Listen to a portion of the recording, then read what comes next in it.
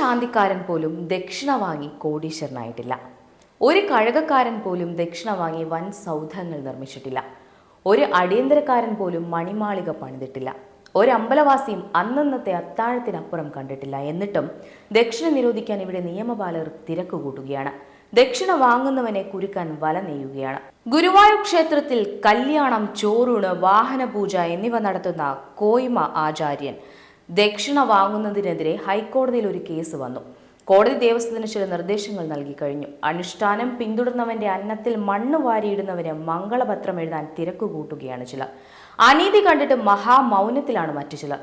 സത്കർമ്മം നടന്നാൽ ആചാര്യ ദക്ഷിണ നൽകുന്നത് ഹൈന്ദവ ധർമ്മമാണ്. ദക്ഷിണ ചോദിച്ചു വാങ്ങുന്നതല്ല, അത് മനസ്സറിഞ്ഞ് നൽകുന്നതാണ്. ഉത്സവത്തിനും കലശത്തിനും തന്ത്രയ്ക്ക് വസ്ത്രവും പവിത്രമോതിരവും ദക്ഷിണയും നൽകിയാണ് ആചാര്യവരണം നടത്തുന്നത്. കലശം കഴിഞ്ഞാൽ തന്ത്രി മുതൽ പങ്കെടുത്ത എല്ലാവർക്കും ദക്ഷിണ നൽകണം. അത് നിർബന്ധമാണ്, ധർമ്മത്തിന്റെയും സംസ്കാരത്തിന്റെയും ഭാഗമാണ്. വർഷങ്ങൾക്ക് മുൻപാണ് ഗുരുവായൂർ ക്ഷേത്രത്തിലെ ഉപദേവതാ ക്ഷേത്രങ്ങളിൽ പൂജ ചെയ്യുന്ന കീഴ്ശാന്തി നമ്പൂതിരിമാർ ദക്ഷിണ വാങ്ങുന്നത് അക്കാലത്തെ ഒരു ഭരണാധികാരിക്ക് പിടിച്ചില്ല. തൃപ്പടിയിൽ വയ്ക്കുന്ന പണം ഭണ്ഡാരത്തിലെടുത്തിടാൻ അദ്ദേഹം കാവൽക്കാരെ നിയോഗിച്ചു. ദക്ഷിണ കൊടുത്ത് പ്രസാദം വാങ്ങരുതെന്ന് പറയണമെന്ന് അവരോട് നിഷ്കർഷിച്ചു. പദ്ധതി പൂർണ്ണ വിജയമാക്കാൻ അദ്ദേഹം മറ്റൊരു വഴി കണ്ടുപിടിച്ചു. അന്ന് ലീഡർ കെ കരുണാകരന്റെ സുവർണകാലം. അധികാരമുണ്ടെങ്കിലും ഇല്ലെങ്കിലും എല്ലാ മലയാളം മാസം 1-ാം തീയതിയും അദ്ദേഹം ഗുരുവായൂർ ദർശനത്തിനെത്തും. ലീഡർ തലേന്ന് തന്നെ ശ്രീവത്സം ഗസ്റ്റ് ഹൗസിലെത്തി. ഭരണാധികാരി അദ്ദേഹത്തെ ചെന്ന് കണ്ടു. ദക്ഷിണ തടയാനുള്ള ശ്രമത്തിൽ സഹകരിക്കണമെന്നും ലീഡർ ദക്ഷിണ വെക്കരുതെന്നും അപേക്ഷിച്ചു. ലീഡർ അയാളോട് പറഞ്ഞു, അമ്പലത്തിൽ കാണിക്കേട്ട് തൊഴണമെന്നും ദക്ഷിണ കൊടുത്ത് പ്രസാദം വാങ്ങണമെന്നും എൻ്റെ അമ്മ എന്നെ പഠിപ്പിച്ചതാണ്. അത് ചോദ്യം ചെയ്യാൻ ആർക്കും അവകാശമില്ല. പദ്ധതി പാളിയതിൽ വിഷണ്ണനായി അയാൾ മടങ്ങി.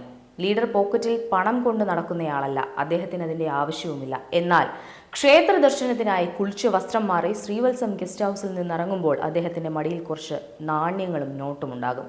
അതാരെയും ഏൽപ്പിക്കില്ല, എല്ലാം ഉപദേവന്മാർക്കും കാണിക്കേട്ട് തൊഴും. എവിടെ നിന്ന് പ്രസാദം നൽകിയാലും ദക്ഷിണ കൊടുത്ത് പ്രസാദം വാങ്ങും. ഹിന്ദുക്കൾ ധർമ്മം പഠിച്ചത് മതപാഠശാലയിൽ പോയിട്ടല്ല, അമ്മ പറഞ്ഞു കേട്ട് പഠിച്ചതാണ്. ആചാര്യന്മാർ അനുഷ്ഠിക്കുന്നത് കണ്ടുപഠിച്ചതാണ്. കക്കാട് ശ്രീ പുരുഷമംഗലം ക്ഷേത്രത്തിൽ ഒരു ശാന്തിക്കാരനുണ്ടായിരുന്നു. 1/2 നൂറ്റാണ്ടിലേറെ പൂജ ചെയ്തു. ഇല്ലത്ത് നിന്ന് 3 കിലോമീറ്റർ നടന്ന് പുലർച്ചെ 5-ന് ക്ഷേത്രത്തിലെത്തും. 9-ന് മടങ്ങും. വൈകിട്ട് വീണ്ടും 5-ന്, രാത്രി 8-ന് മടങ്ങും. 1/2 നൂറ്റാണ്ടിലേറെ കാലം മഴയെന്നോ മഞ്ഞെന്നോ നോക്കാതെ, ഒരു ദിവസം മുടക്കാതെ, ദക്ഷിണ കിട്ടാനല്ല, ദേവന്റെ പൂജ മുടങ്ങാതിരിക്കാൻ. അന്നന്നത്തെ അന്നം പോലും ശാന്തിപ്പണിയിൽ നിന്ന് അദ്ദേഹത്തിന് കിട്ടിയിരുന്നു എന്ന് സംശയമാണ്. ദക്ഷിണയ്ക്കല്ല, ഒരു സംസ്കാര സംരക്ഷണത്തിന്റെ അനുശീലനമാണ്.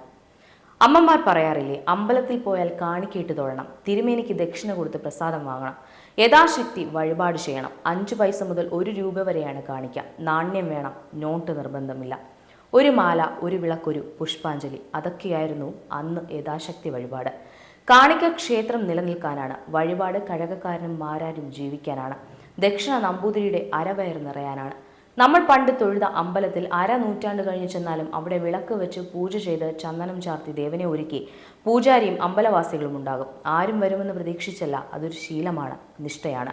നമ്മൾ ഗൃഹാതുരതയിൽ ലയിച്ച ഭക്തിയിൽ കണ്ണീർ തൂവും. സന്തോഷവും നമുക്കിത് ഒരുക്കി വെച്ചവർക്ക് കൂടി സന്തോഷം നൽകാൻ നമുക്ക് ബാധ്യതയുണ്ട്. അമ്പലത്തിൽ പ്രവേശന ഫീസില്ലല്ലോ.